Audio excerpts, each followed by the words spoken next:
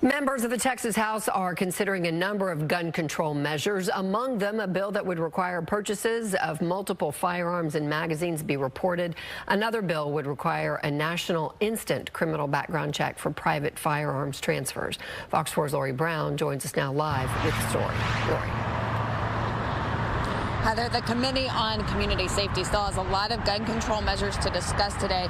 Earlier, they debated a ban on celebratory gunfire. While most big cities already have a ban in place, the proposed state law would create a statewide ban in counties with populations over 500,000 and cities with populations over 100,000.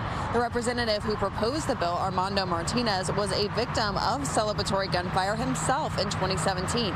He was celebrating New Year's Eve with his family in the lower Rio Grande Valley when he was shot in the head by a stray bullet.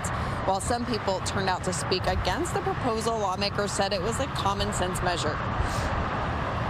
Every year, individuals who fire a firearm into the air without an intended target claims lives and causes severe injury.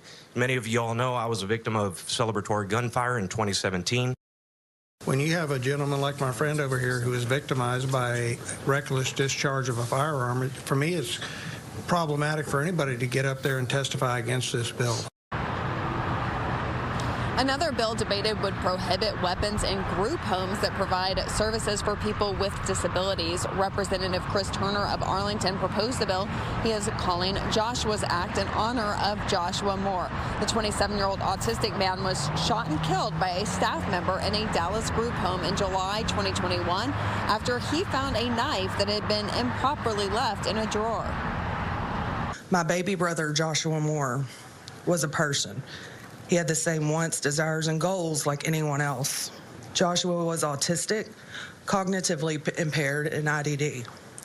He was also a fabulous uncle, brother, son, and a great friend to so many. Had there not been a gun in Joshua's group home in July of 2021, confrontation never would have escalated to the point that it did, and Joshua would still be alive today.